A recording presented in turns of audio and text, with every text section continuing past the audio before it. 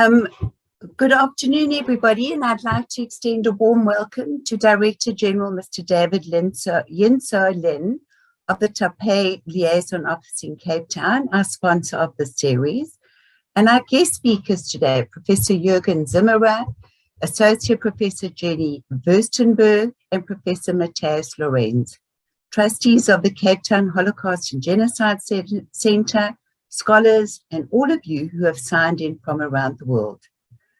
My name is Heather Blumenthal, and I'm the Executive Director of the Cape Town Holocaust and Genocide Center.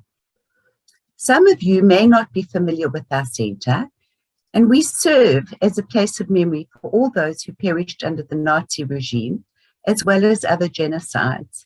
We strive to work towards creating a more caring and just society in which human rights and diversity are respected and valued, an ethos that is in the very DNA of the Cape Town Holocaust and Genocide Center. It is hard to believe that we are hosting the third part of our discussion forum, exploring the impossibilities of a comparative approach to transitional justice. For those who have attended the last two webinars, I'm sure you would agree that so far it has been very interesting and an informative series.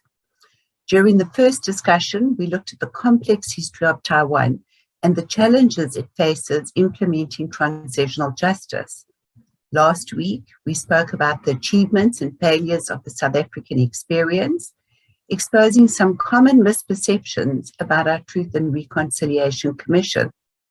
This week, we hope to do the same with Germany's approach to dealing with its past.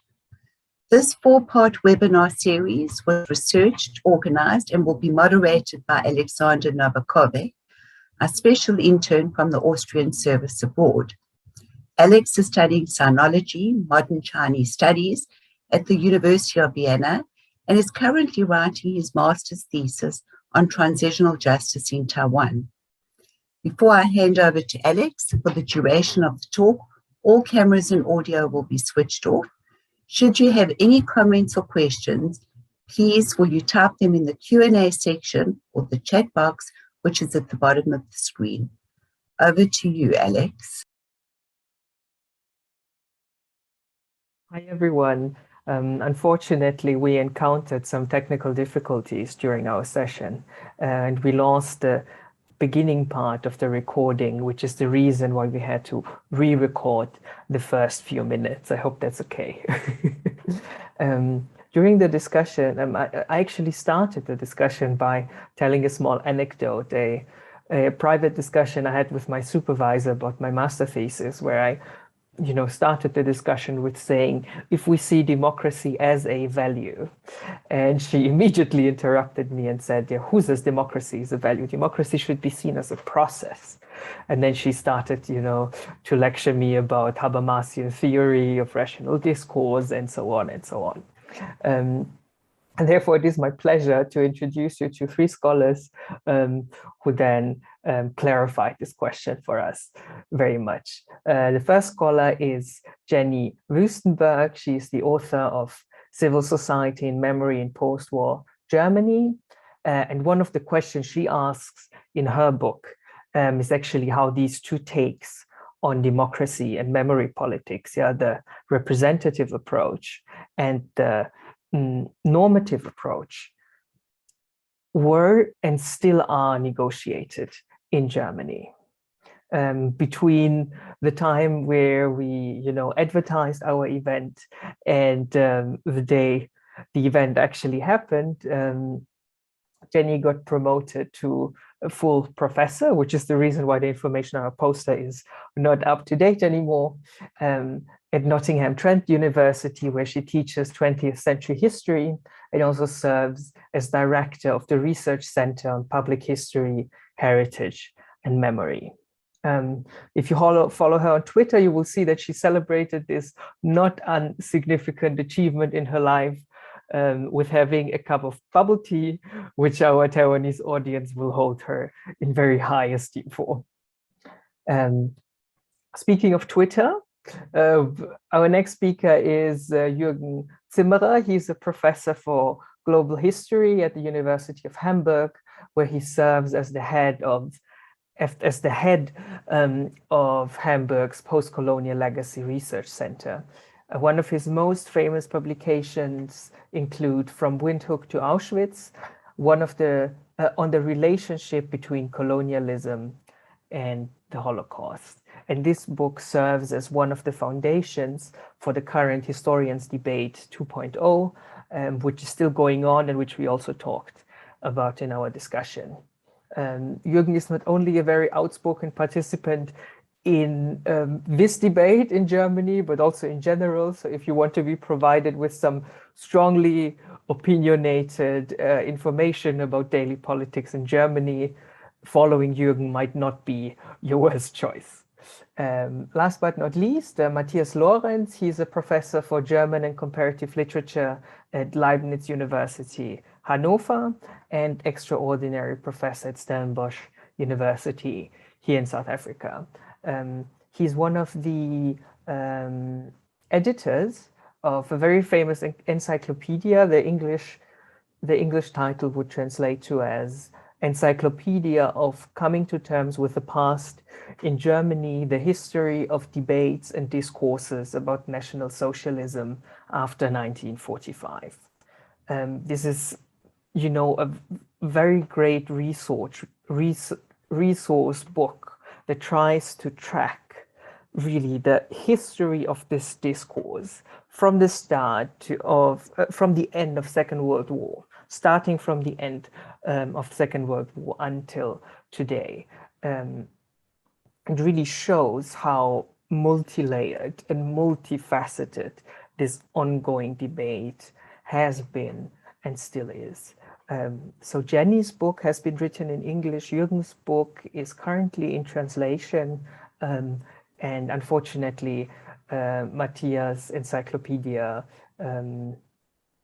has only, until now, there's only a German version. So let's hope that there will be at least an English one very soon. By the way, Susan Niemann's book, Learning from the Germans, has been published this month in Taiwan. The English translation, obviously, which is one of the reasons why I find it's a very good opportunity to juxtapose, you know, the Taiwanese reception of the German model with the view of experts on Germany. Jürgen actually sometimes, a bit ironically, alluded to Susan Niemann's book during our discussion. So the first question I asked, and I directed it to Matthias, was that in Taiwan, there's this simplistic way of putting, in transitional justice research in general, there's this simplistic way to say there are different kinds of, you know, different, how would we say, different forms of implementing transitional justice, and the South African way would be the restorative justice, so putting more emphasis on reconciliation and less emphasis on prosecution, whereas the German model is the one that seeks restorative justice, so where prosecution and holding perpetrators accountable is sort of at the center of the transitional justice framework. Yeah, when I explained this to our South African scholars, you know, we had to change our poster several times because they said, no, South African, you know, transitional justice was not at all about that. And then I asked Matthias whether he thinks that retributive justice is a good way of describing the so-called German model and how many perpetrators have effectively been held accountable. This was his answer.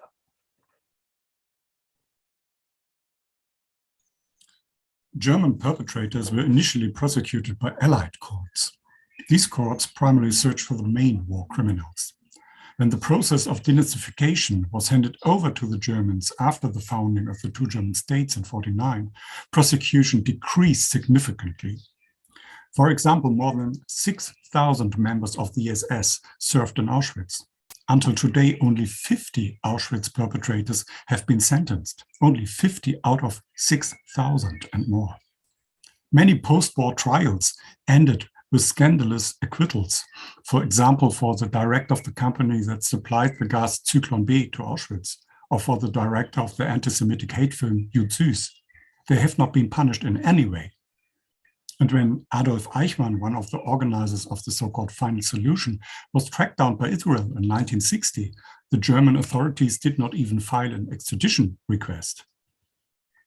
And the fact that Germany is still today opening court cases against perpetrators who have not been brought to justice for 75 years shows that the legal process of coming to terms with the Nazi past has basically failed. And maybe the real achievement, if you want to call it an achievement, the real achievement of post-war German society is not the prosecution of the perpetrators. It might be the successful integration of the perpetrators in a democracy, if you like or not. Yeah. Do you think that okay, I will just turn this off. There we go. Do you think that calling the German approach, sort of that associating it with retributive justice, is adequate, given that there were only so little people held accountable? No, I don't think so. Okay, so this is something I wanted to make clear just from the beginning. And this is the legal discussion we're going to have today. Wonderful. Jenny, let me go over to you. So in your book, you talk about this tension between representative and a normative approach to memory politics. What is this tension about? Could you explain a little bit more about that? And I will add one more question so our two speakers can add their own thoughts to it. Do democracies have the moral obligation to remember the past like the victims of human rights violations do? Sure, let me try to explain a little bit about what I was talking about there. So as Matthias just pointed out, in the first decades after the Second World War, there really was very little attempt on the part of mainstream German society, and I'm talking here West German society, right? And the German state, the West German state, to address and take responsibility for the Nazi past and for the Holocaust. That doesn't mean that people didn't try, right? Survivors and their loved ones tried right away to make known what had happened and to mark the sites of Nazi terror. So it's not like, nothing happened. It was just that there was not enough power given over to these kinds of groups, to the survivor groups, for obvious reasons. And the German state didn't support them. So what I was trying to say in my book is that there was a lot of civil society activity. There was a lot of remembering going on. So, often people say there was silence after the war. This was absolutely not the case. Both the survivors were very vocal, but also Germans were vocal about the past, but not about the Holocaust, right? Germans talked a lot about having been expelled from Eastern Europe, right? The expellees, having, about their war experience, about the bombings, right? So there was a lot of memorialization going on. There are thousands of memorials all over West Germany marking these kinds of experiences. And the West German state very much supported this. And there was a whole political party devoted to remembering and taking care of the interests, basically, of these people who had come from Eastern Europe. So basically, if you think about whether, we think about democracy as representing, in terms of numbers, the opinion of the population, right? So if you think about it in that way, the West German state was very much democratic, if you so want, and representing how people felt about the past. Now, that wasn't historically accurate, right? But it represented the feelings of the majority of West Germans who did not want to take responsibility for the Holocaust and for supporting the Nazi regime, right? So you have the situation where the West German state is essentially doing what the majority of the population wants it to do, but it is not supporting the kinds of values the kinds of norms that are important for a democracy. So facing up to your own crimes, right? Supporting tolerance, taking care of the weak, right? All of these kinds of values that we associate with a healthy democracy were not being supported by the memory politics that were happening in the early post-war period, right? So there was a little bit, it wasn't like there wasn't any Holocaust remembrance going on, but it just wasn't very much supported. So there's representative democracy on the level of memory in some sense, but it is not a normative support for democratic memory. And this then over the period of decades since the Second World War shifted. And I can talk more about that a little bit later if you want me to, but it's getting a little bit complicated now. I will come back to this. And I think this distinction is actually very important because in Taiwan, you have sort of two groups of scholars. You have one group of scholars who are very much on this normative side. And when you ask them, what should we do with the part of the Taiwanese population that still has sort of a lot of positive feelings towards the dictatorship, what this group of scholars says is, well, most of them are still, victims of the propaganda, and they're still being brainwashed. And they say this quite frankly sometimes, yeah. And this is the reason why their opinion doesn't really need to be taken seriously. And then you have another group of scholars who say, no, you cannot just impose certain values on a large part of the population, but you actually need to understand each other, and you need to, talk to each other and communicate and have this dialogue. And I think it's very important that your book shows that this is not an either-or question, but exactly these two sort of aspects of democracy and memory politics need to be negotiated and constantly renegotiated. There's a very ambiguous phrase in your book when you talk about the 1950s, Jenny, when you say that despite the fact that so many former Nazis were reintegrated into society and also the government, and then you write in brackets, or because brackets, Germany could become a democracy. So is it despite or because? Why this ambiguity? Well, I think Matthias hinted at this a little bit, right? Obviously, in my opinion, it was wrong not to prosecute all the people, especially the people who had been centrally involved with the Nazi state and with the Holocaust. Absolutely, they should have been criminally prosecuted. And I think it's, Ralph Giordano once talked about the second guilt, right? I mean, you can imagine probably how awful it must have been for Holocaust survivors who stayed in Germany. Many people left, of course. But those who stayed, especially, it must have been terrible for them to, run into people on the street and they were not being prosecuted. So I absolutely think that was, a negative for the democratic state. But at the same time, because of the broad support for the Nazi state, of course, you had a practical problem, which is how do you run a state and how do you rebuild a society with all these people, right? You had to somehow develop some kind of allegiance to the democratic state. And I think in that sense, it is some kind of accomplishment that despite the fact that most of the bureaucrats, most of the people in power in early post-war Germany were not Democrats, that they managed to integrate them into what became a functioning democratic state. So yeah, there's no straightforward answer to that, I think. This is very important to understand, I think. Let me ask you one more question, Jenny, before I go over to Jürgen.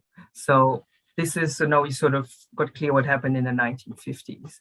And you can hear this in Taiwan. You can also sometimes hear this in Germany, that the first sort of big turning point in German history about how to, deal with the past was the 1968 movement.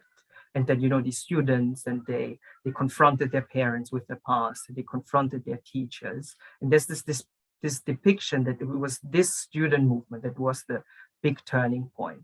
Is this depiction in line with what your research shows? Well, in some ways it is, but maybe slightly different than is often suggested, I think, or I should say the 1968 generation tends to like presenting themselves as being, absolutely pivotal to the shift. And of course, it's true that, there was a real confrontation with the parent generation, and, that the student revolt was very important in sort of mostly symbolically, dismantling many of the narratives and the cultures that had been built up after the war. But so there was a real shift, I think, there. But I don't think that it had a very direct impact on memory politics per se, because the discussions remained relatively abstract. For example, the 1968 generation, they just weren't, they were interested in much more revolutionary politics and not really the nitty-gritty of, building a memorial and finding out, where people were deported from and how you should deal with this history. So what happened, though, was because of the aftermath of 1968, you, of course, had lots and lots of initiatives happening, right? The movement kind of fizzled out, but then you have a very sort of broad-based left-wing culture of projects and all different kinds of areas of life, and new movements like the peace movement, the women's movement, the environmental movement, the anti-authoritarian childcare movement, right? All of these things then kind of started germinating, and within that kind of milieu of movements is also where history work started happening in these history workshop, history initiatives. And they were really much more interested in really understanding why this was possible, right? Why did people participate in this terrible regime? Why did they tell on their neighbors and so on? And so that actually much less dramatic, sort of more nitty-gritty history work that was grassroots, I think, is more important in explaining this shift in German memory politics. So their role was not as big as it is remembered sometimes today. Yeah, I mean, it's much easier to talk about, a moment in time in 1968 than to sort of talk about the many different smaller developments. And it wasn't, it was at the grassroots level, but it was also at the political level. There were things going on in the political parties. Some of them were supportive, some of them were the sort of a counterpoint to these movements that they worked against. So, it was a pretty complicated process, I would say. But I would say that the shift happened a little bit later. So in the 60s, you still see very strong reluctance against, commemorating the Holocaust and naming perpetrators and finding out where they operated and so on. Whereas this happened really in the late 1970s and 80s and then into the 90s. So this was a long, decade-long process. Okay, Jürgen, let me go over to you. So you're studying the sort of connection between the Holocaust and colonialism, and one of the main themes of our discussion forum here is sort of how do societies deal with ambiguity, and that dealing with ambiguity is actually one of the most difficult aspects of dealing with the past. Yeah, when our sort of nice concepts of black and white and perpetrators and victims don't work anymore. So sort of with this introduction of this colonial perspective to the history of the Holocaust, I want to ask you, one of these ambiguous narratives is that there were non-Germans who collaborated in the Holocaust as well. So how does this ambiguity, so when I don't know, when did this ambiguity sort of became part of the German discourse, and what does it mean for the German discourse when not only Germans were perpetrators? Or can you even say that? Yes. I'm not actually not sure I understand your question. What ambiguity, and in which historic formation do you talk about non-German perpetrators? Because it seems to me there are non-German perpetrators in both historical formations. and it's not actually adding something new, because the interpretation of Nazi politics as colonial, or at least to some extent colonial, is as old as the reflection, the critical reflection on Nazi crimes per se. So this is nothing new. The new question about the debates we're having now is, why has this been ignored in the German discourse? Why had it been forgotten? Why had it been pushed aside? And that leads, I think, back to the question you asked my two colleagues here. And you said about success or not of this retributive justice. And I just crossed my mind. I think that the early politics of West Germany were a political success, but they were a failure of justice. And I think justice were never at the center. And it also crossed my mind that what we have to understand is that the process of West Germans dealing with the Third Reich is a process of redefining who victims are and who perpetrators are, what crimes are, what is not crimes. And we have a constant process. I think Jenny said this, the Germans felt as victims after 1945. And that was replaced by saying they are perpetrators. But we have an ongoing process up to today of enlarging our understanding of perpetrators, because we have a debate about the Holocaust, the attempted murder of the European Jewry. Then we had the debate about the crimes of the Wehrmacht, a very, very, very important moment in time, which doubled or increased the number of perpetrators tenfold, because I think that the interpretation, after ignoring the Holocaust, after denying the Holocaust, there came to accepting the Holocaust, but accepting the Holocaust with a very limited number of perpetrators, like the SS guards in the camps. And then came the debate about the crimes of the Wehrmacht. And suddenly you have millions of soldiers who are also perpetrators in something which we now understand as being genuinely crimes of the Third Reich. And this is an ongoing process. It was only last year that the German president recognized the war of annihilation against the Soviet Union as a crime per se, 27 million victims, which now, of course,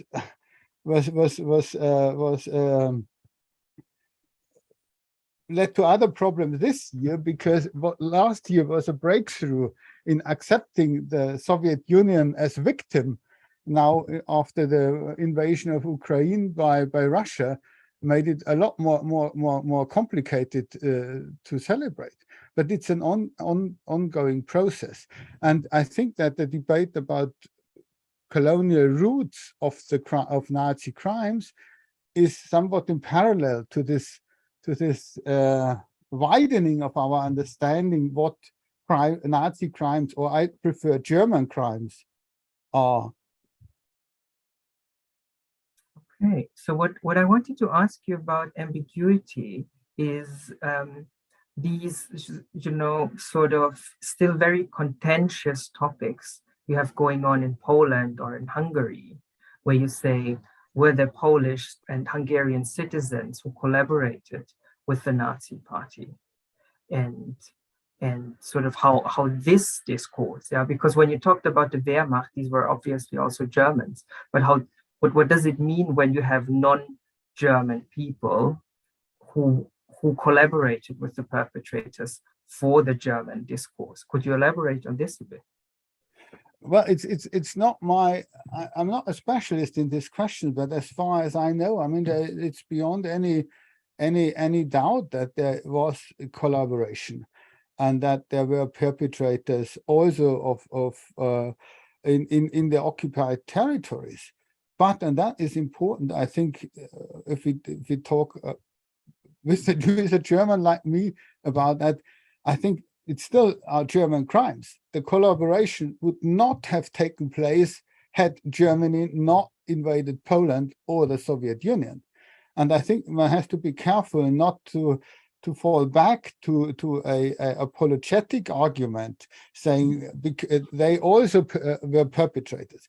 They could only become perpetrators because Germany invaded, and Germany bears the responsibility for unleashing this violence in the first place. Okay, thank you for making this clear for our audience. Matthias, let me ask you another question that is connected to sort of this question of ambiguity.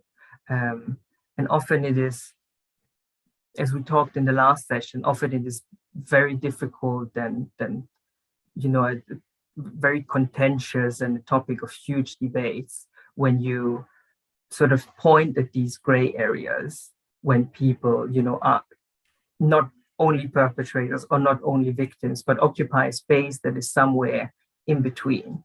And the question I want to ask you is, what role does fiction, so literature and movies, actually play in talking about these gray areas? Well, we might think that literature has created more ambivalent images of historical events, but in fact, there are many examples in post-war German culture that speak against this assumption. If you take Günter Grass' Nobel Prize-winning Tin Drum novel from 1959, that shifted the focus away from the elites of the Third Reich who had been at court in Nuremberg and identified the petty bourgeoisie, the small people, as bearers of the Nazi system, as bystanders and perpetrators.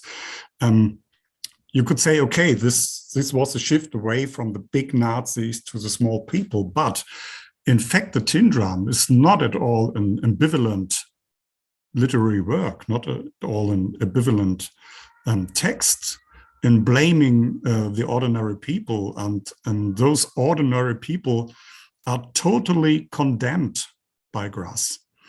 He mocks them so much that even he himself could not confess, he could not admit his own membership in the SS for 4 or 6 decades.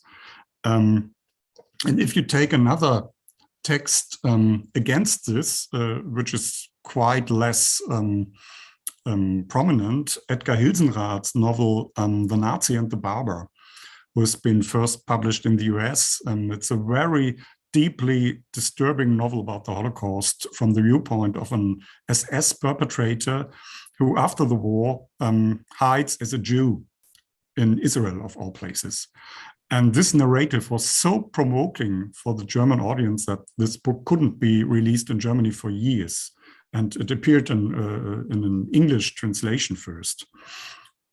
So in general, as a literary scholar, I would like to agree to your argument that literature has a special skills to present even the gray areas of history and not just black and white. But in the second half of the 20th century, complex narratives were not particularly popular. And those texts, especially in prose, maybe not in poetry, but especially in prose, the novels are often written by authors who had their own history as soldiers, former soldiers of the Third Reich. And I think they had a very clear moral point of view and no narratives, for example, about collaboration or something like that, because they wanted to fend off questions about their own identity, their own history. Okay, this is very interesting because when I read your article about movies, actually, so Holocaust movies in the encyclopedia you have written, that shows another approach to depict the Holocaust. Could you elaborate on this question a bit? Yeah.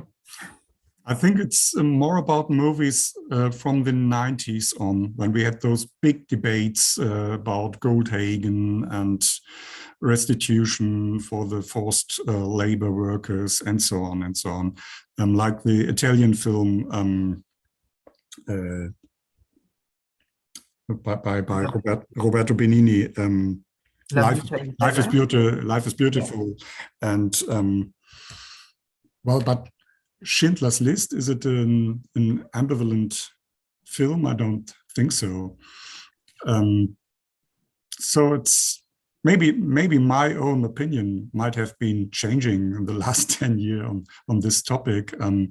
But especially with the view on literature of 20th century, I would say, well, it's the less known authors like Edgar Hilsenrath, like Heimrat Becker, an Austrian writer who's not very well known, who find those ambivalent narratives for what happened. And maybe this has its good reason from a very German point of view, like German literature, German film, presenting collaborators would have been under suspect because it looks like blaming the victims if you look at Poland or Ukraine. So I think this is a newer tendency. We see it in this book about Miss Goldstein a few years ago, written by a Spiegel journalist, but that failed in an aesthetic way. So it didn't add a real ambivalent, literally view on those crimes. I think it's very interesting, because when you say that only the lesser known authors and the lesser known publications can actually do that, it means that you cannot really write these ambivalent narratives from a mainstream position, but you can only do this when you are sort of at the periphery of society. So this is quite an interesting insight. So Jenny, let's come back to you. We talked about the 50s, we talked about the 60s, which were not the turning point. So where would you then say was a big turning point in, remembering the Holocaust the way that it is remembered today, with the same normative understanding it has today? Well, as I said already a little bit, I don't think it was really a moment in time. It was more a process.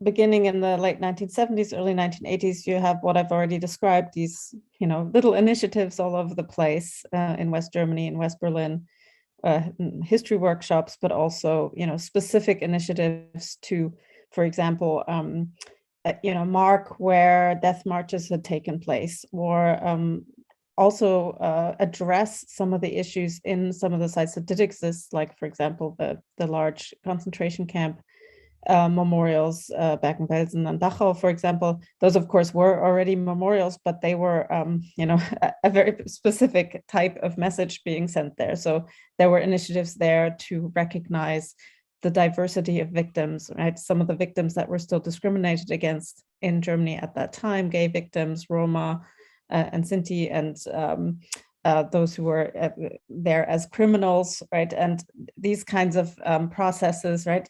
Trying to figure out, how were different groups targeted and who did the targeting, right? That this, I think, is a very important development, is that, you did have memorialization earlier on that was very generalized. So you would have things like, den Opfern der Gewaltherrschaft, right? To the victims of violent dictatorship, which doesn't tell you anything about what happened or who they were, and lumps in German soldiers and bombing victims with Holocaust victims, right? So this differentiating sort of started to happen on all kinds of level.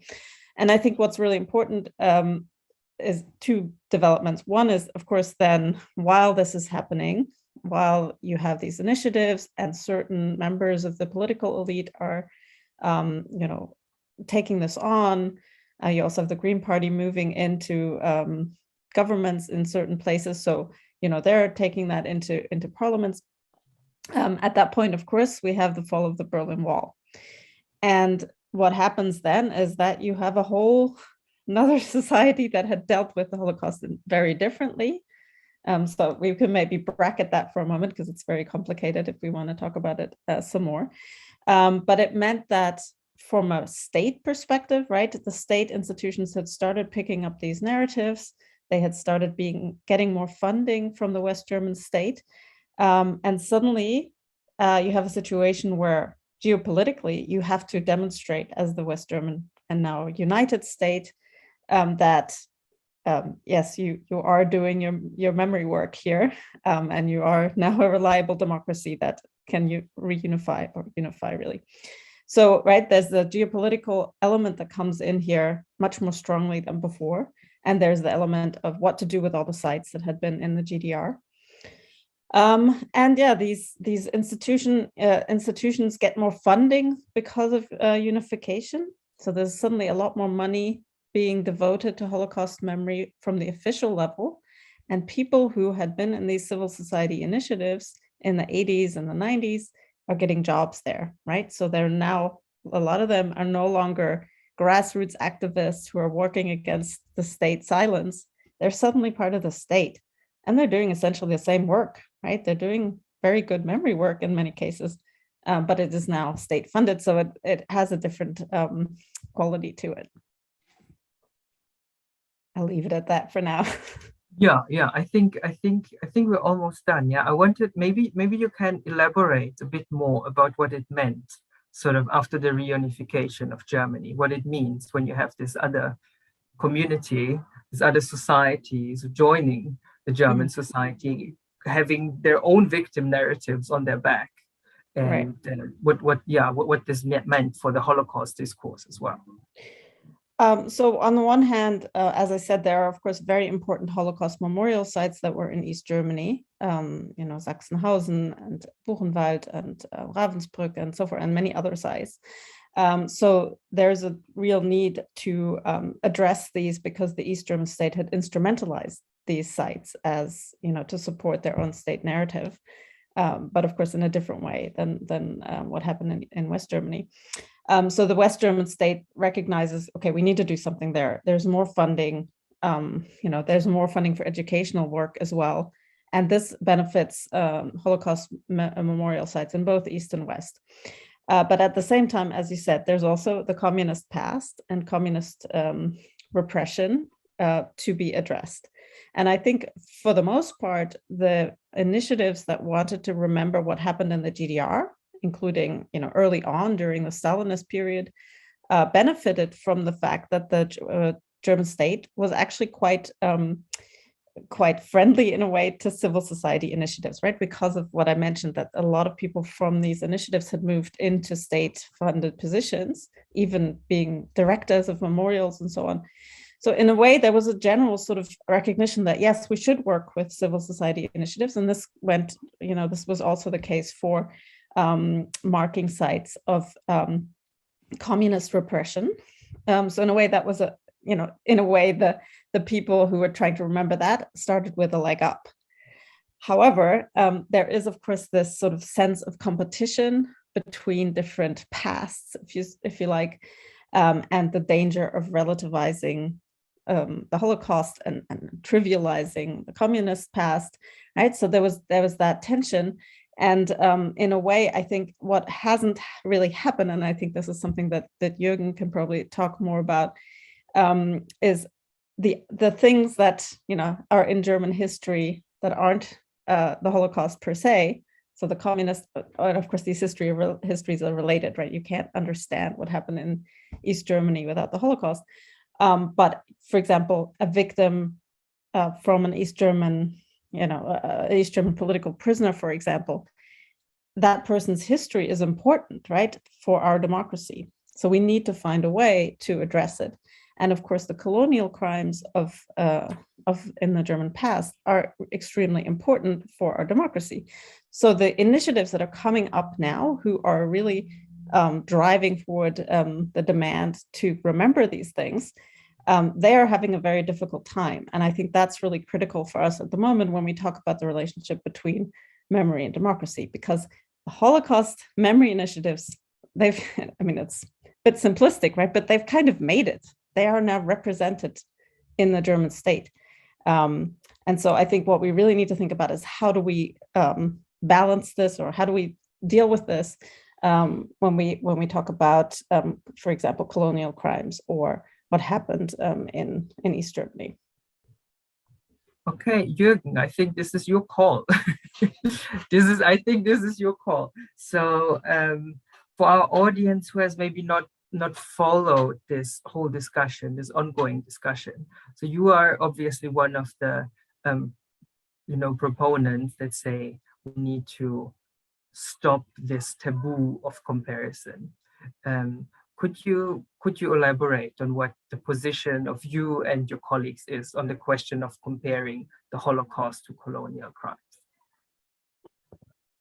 Well, this is a complex question, and it is a difficult question because in the current debate, I think that has been created by those critical of our approaches, something like the post-colonial approach.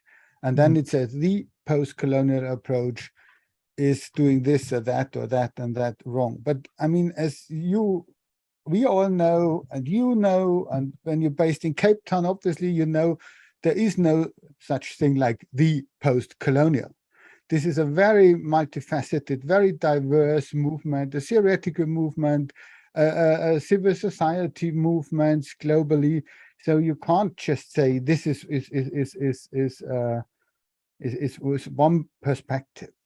So I would rather say, I mean, what my approach is, and you said the taboo of comparison, and that is the title of a newspaper article which I wrote together with my friend and colleague Michael Rosberg, where we tried to say if the coming to terms with the past was such a great success story, as you know, Susan Neiman, who told her American audience Germany is an example. Now it depends also where you're coming from, whether it's an example. Compared to southern US, yes, it is a success.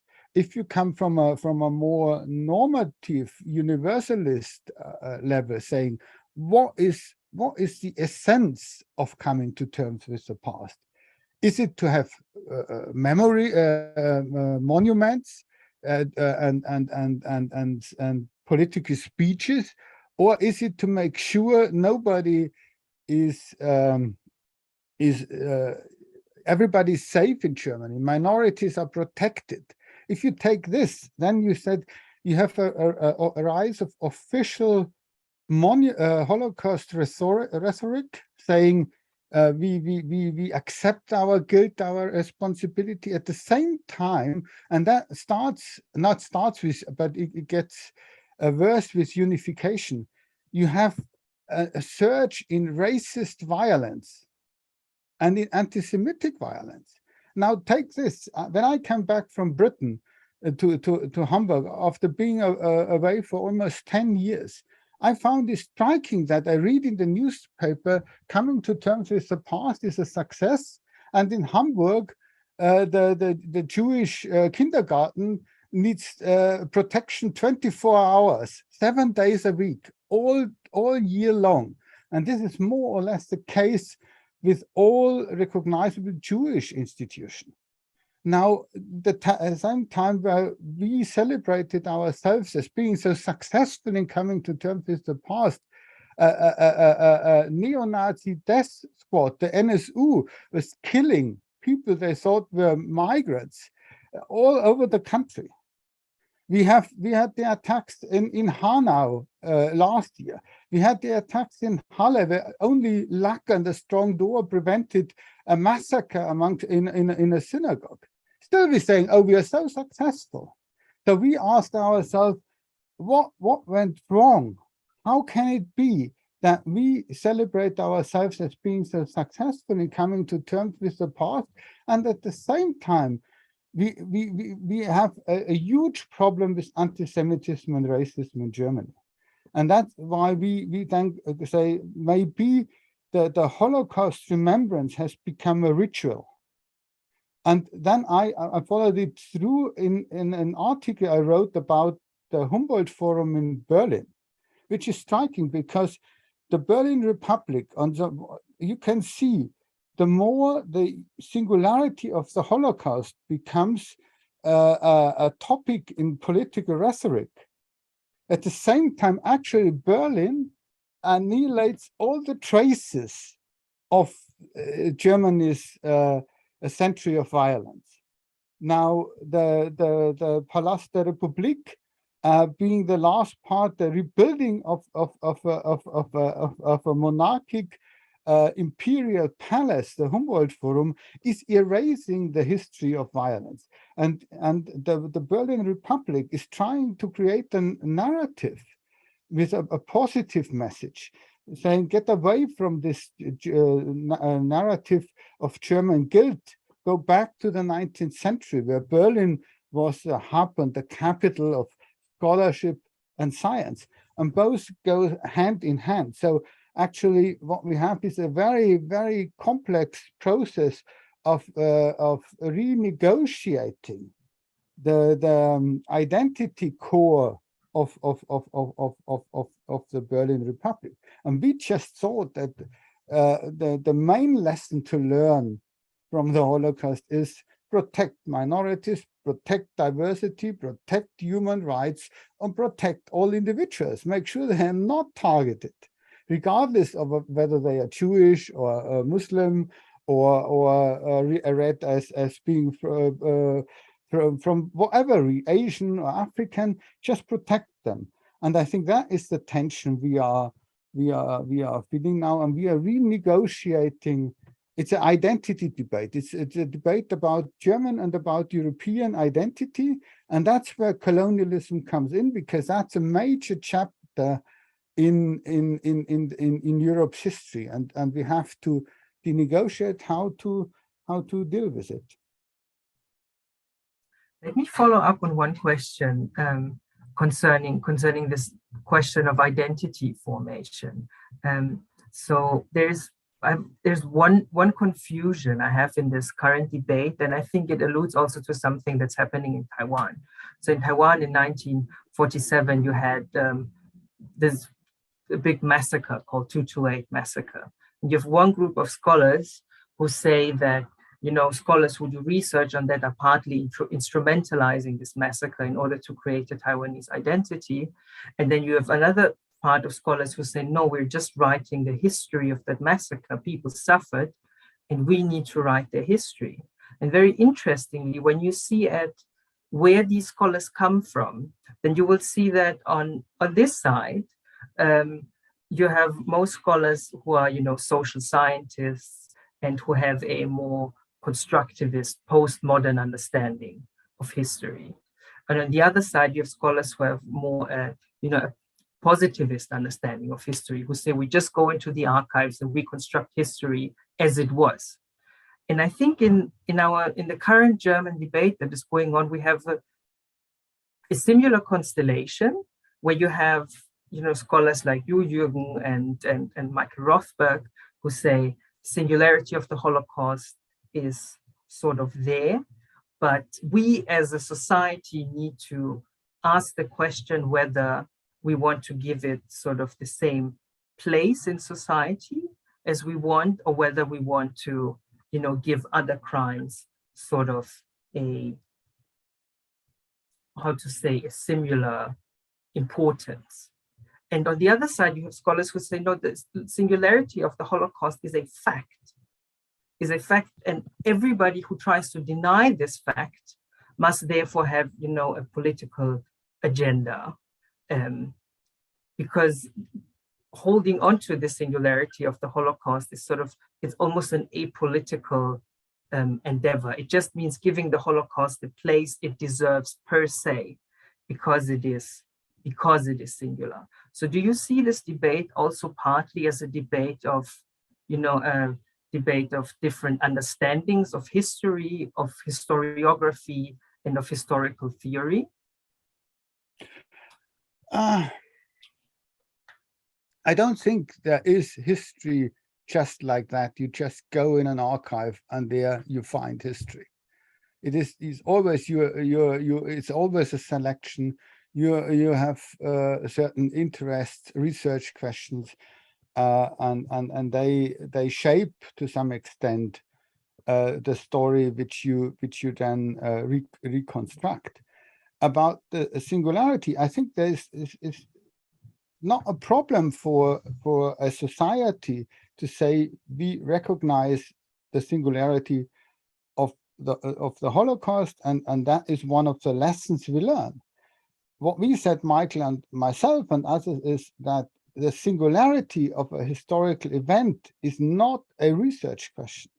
What we said is the sentence, the Holocaust is singular, does not make sense on a scholarly level. We propose to say, let's ask what about the Holocaust is singular. That is the question I can analyze. And then my answer was, what is singular about the Holocaust? The singularity of the Holocaust lies in antisemitism as a motive, and in the genuine character of antisemitism in certain ways. And that makes the Holocaust singular to that extent. But you can't just say it's a singular event per se, which you must not relate to any other historical event. Because what I detect and others detect is that this is used in Germany to actually avoid the question of guilt and responsibility, because a singular event is a ahistoric event.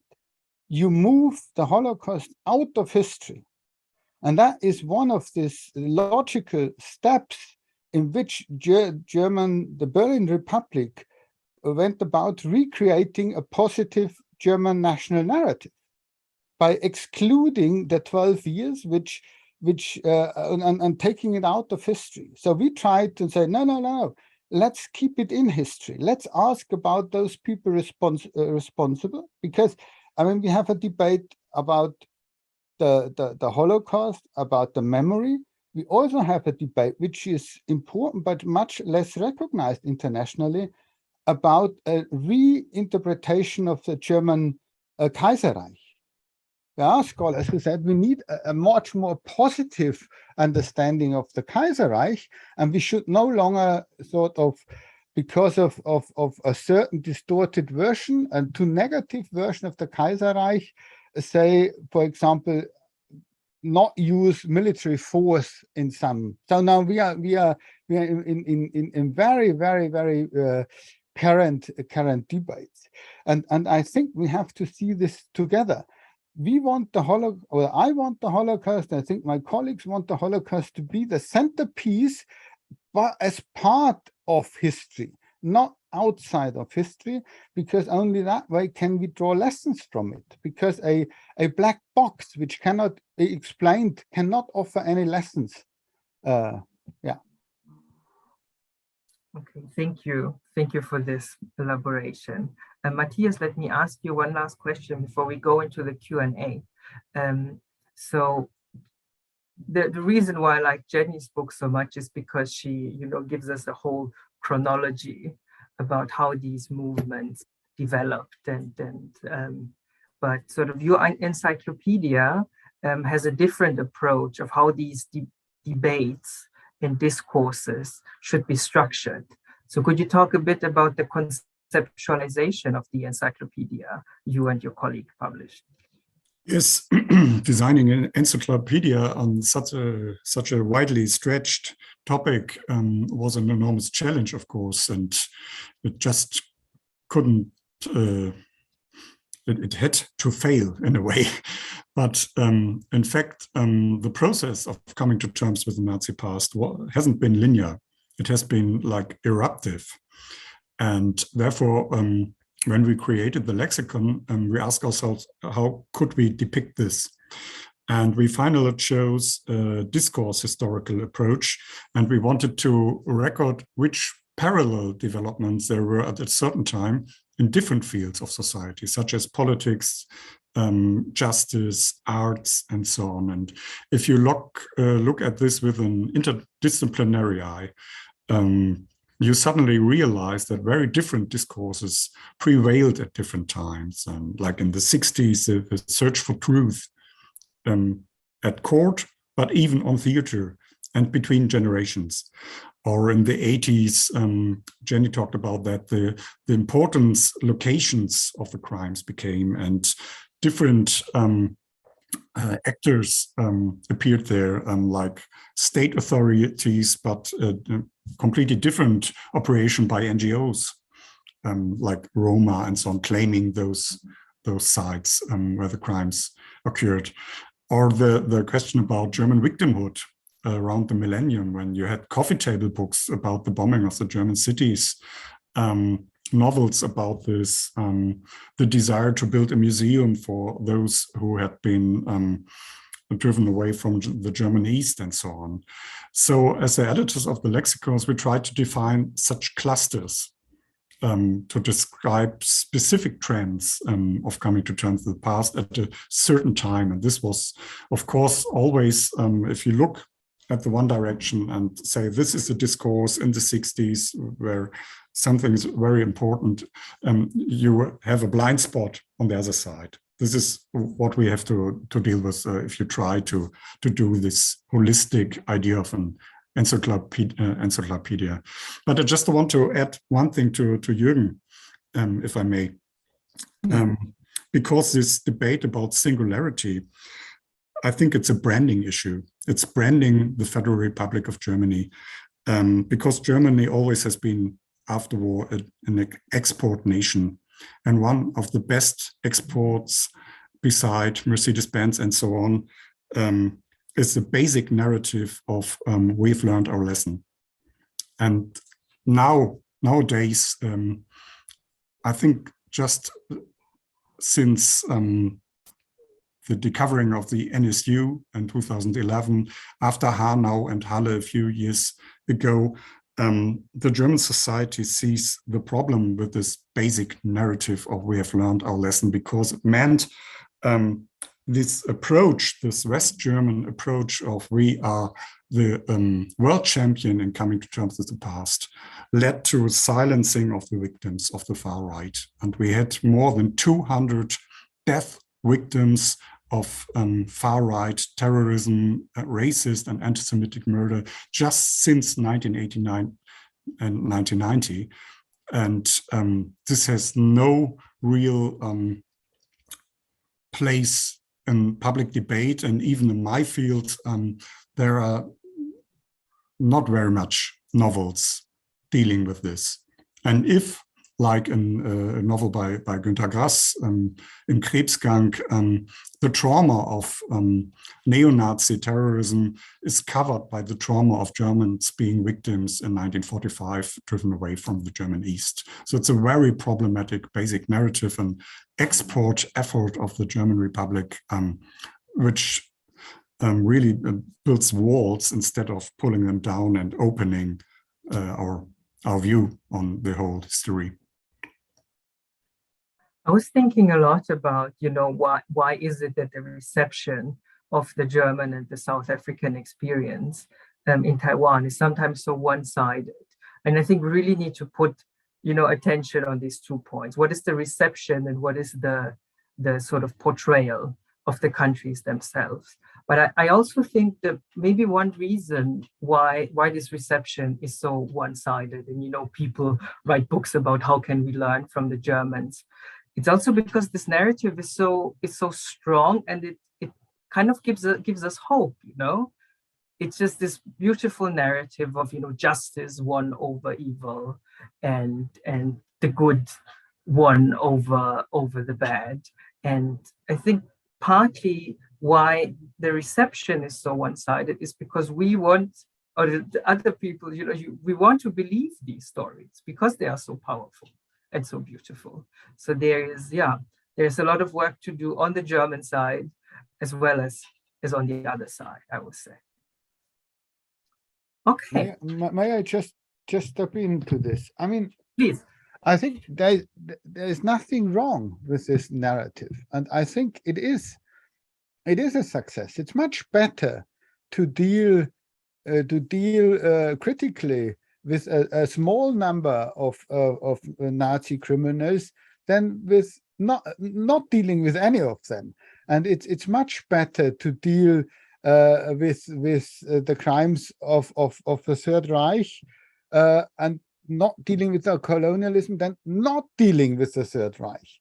But I think from the logic of a German citizen, of a German, and saying this logic, you must not make it to, as you said, an export Schlager. You must not use it as a slogan.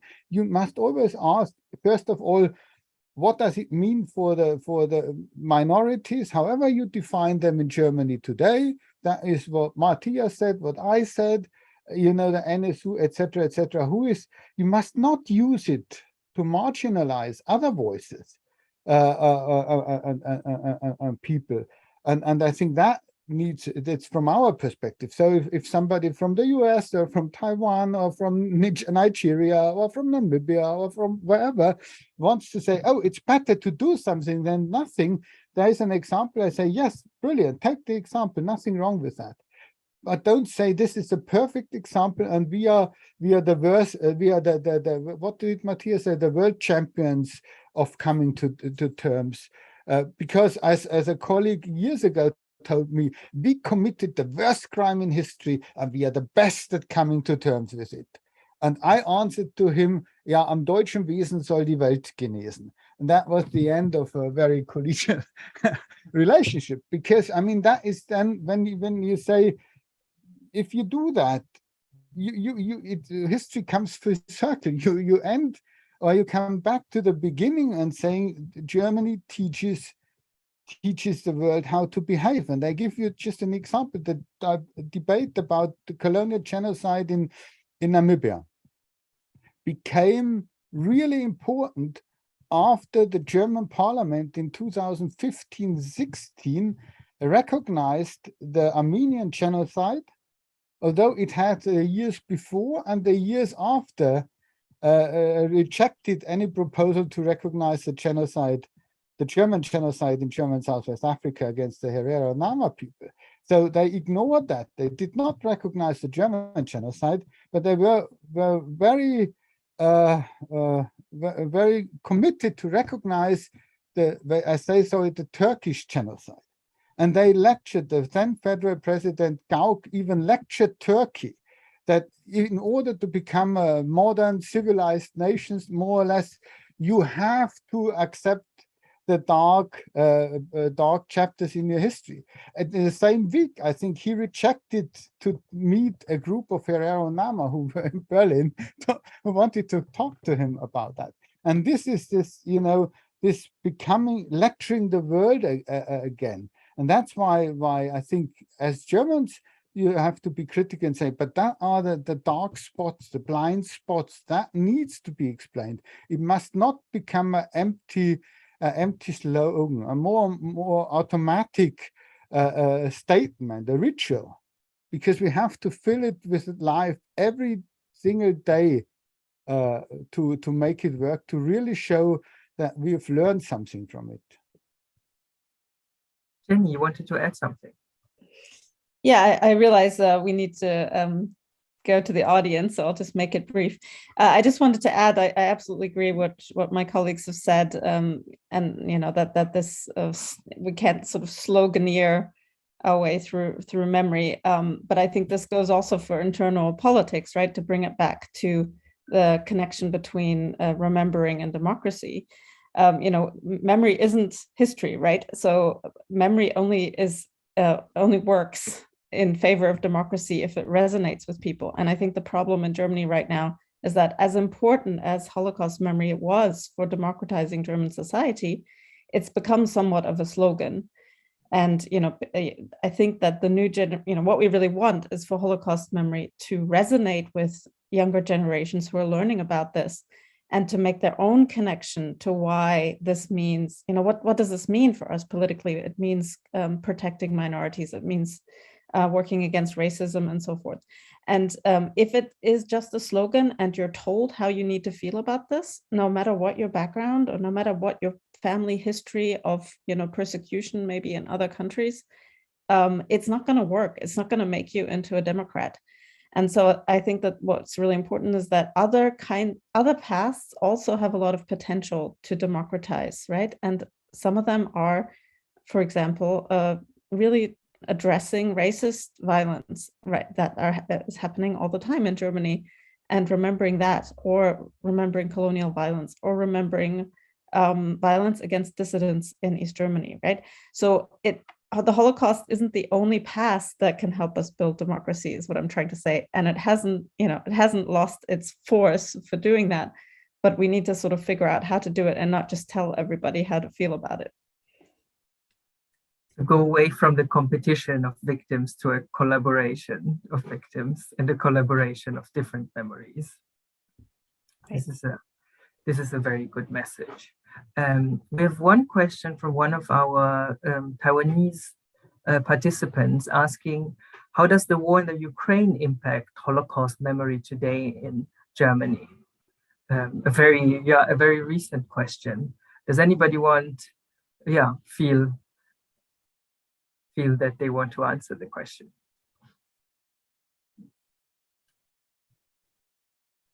I can try. I mean, obviously, I don't know. And I think nobody knows, because we simply don't know. I think we're still shocked by the outbreak of the war. We don't know how the war will end. We don't know when it will end. I think my personal understanding is that it will completely change the way we talk about Nazi crimes.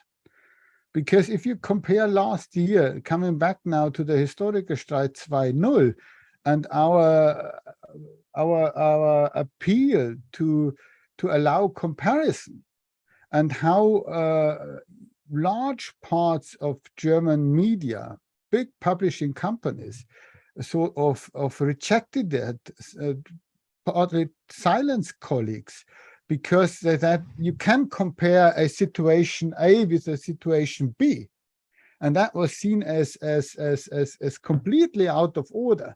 The same media in the last 3 months were easy to say Putin is a new Hitler. So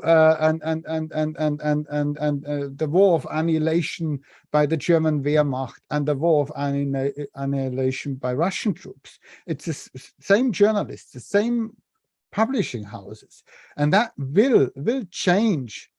I'm not saying whether they're right or wrong. I'm just saying this will change the corridor of comparison, because last year comparison was taboo. And this year, you couldn't compare fast enough, and I mean, raising the question. People who emphasized the singularity of the Holocaust, which can't be compared to anything, and said that Hitler was responsible. If you are responsible for a single, if Hitler is responsible for a singular crime, is he then not a singular perpetrator? Can't you at the same time compare him to Putin? Or what does that make then to the Holocaust? I think that this is a Pandora's box that has been opened, and I think it will change the parameters completely. But I mean, I'm in no position to say what the outcome will be. Nobody's asking you to speculate on this. Let me see what other questions do we have in our chat. Okay, just the question came in. What about the very concept of reconciliation? We rarely see discussion and debates about irreconciliation. Can you say something about this? So, irreconciliation in the sense that the German society and the Jewish society are drifting apart. I think we need let's give our audience some time to specify, and insert one question of me before we go back to the audience, which is, so I study sinology, and in sinology we have this whole debate about the political role of China studies, and whether professors of China studies should be more outspoken and fight against the regime, or other people who say, no, we cannot be normative and we just need to understand what is going on in China. So my question to the three of you would be, how do you see the connection between activism and academia? Should there be a clear-cut line between them, or can this go together hand in hand? I would like to hear a short statement from everyone. Do we want to start with Jenny, because she wrote a book about memory activism? That's actually a very hotly debated issue among people who study memory activism, because I think there's a camp that, believes as social scientists we should study activism and not meddle in it. And then there are those who, and I think in a sense, most people who study memory, of course, do have a normative commitment in some way. There aren't a lot of people who study memory and who think that it doesn't matter and that it's not important to promote certain narratives over others. So I think if you talk to most memory academics, that they may also be engaged in some activism in some sense. But I think what's important is every academic has the right to support human rights all over the world, and I think that's important, right, for us as people. But I think that you do, and this is where my traditional social science training comes in. I do think it's important to make a differentiation between studying it and engaging in it, because I think most of us would not want to engage in, for example, memory activism that works against democracy or that is racist, right? But they exist and they need to be understood and studied. So there is a bias in the study of memory activism towards progressive causes, right? Pro-democratic, pro-reconciliation, and so on, pro-peace. And so I think there's a real need to study how right-wing actors and how anti-democratic actors instrumentalize memory, and they do it all the time. So we need to study those things too that we don't agree with, is kind of my takeaway point. If that makes sense. Okay, Matthias, please. Yeah, hard question, but scientists are not activists. And I think we might be intellectuals with an influence on public debate. And if my scientific work triggers a debate, a public debate, like my book on Martin Walser's antisemitism did in early 2000s, this would be the best way to engage in a political way, but not as a political activist, but with my arguments from the scientific work. And we had this at all times in this process of coming to terms that scientists made new efforts or had new perspectives on what has happened, like Jürgen now has in this Historikerstreit 2.0. And this triggers public debate, and that's, I think it's a good thing to do so as a scientist, but with scientific arguments and not as a political activist, because that's not our job. Okay, so you're the advocate that academics should not have a political agenda, but sort of come in with their academic arguments. Okay, Jürgen. Well, studying the history and trying to draw lessons from it, I would say that the self-construction of the German professor as a neutral, non-political actor, ein Betrachtungen eines Unpolitischen, is one of the original sins which explains why what happened after 1933 was possible, because so many people said, no, we are neutral, we are just observers. So I think one cannot and should not go back to this position. What I try to do is say, I'm a scholar, I'm also a citizen. As a citizen, I have a political opinion. As a scholar, I tell you what the scholarly evidence is, and I tell you also what's contrary to my position. And then you have to make a political decision. I give you an example. and I'm involved in the whole debate about colonial loot and colonial objects and stolen objects. And as a historian of colonialism, as an academic, I tell you that 90% of the objects in German museums, or 80%, are there. We could call them looted, stolen, unfairly changed.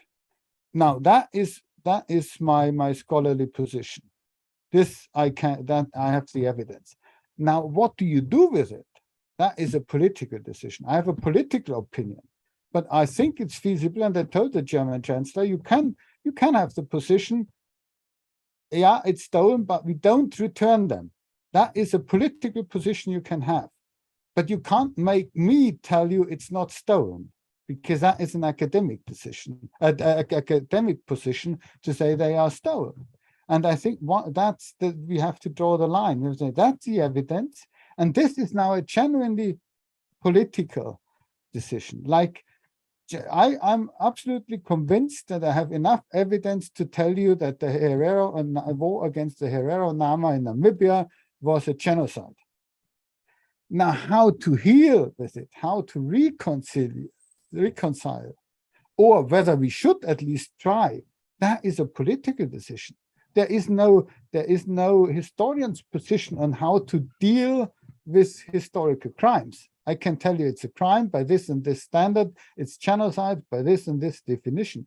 But the political consequences are political decisions. I have a political opinion, but not as a scholar. Okay, because you just mentioned the word reconciliation, Jürgen, let me give you the question from our audience as well, asking why should we take for granted the very concept of reconciliation?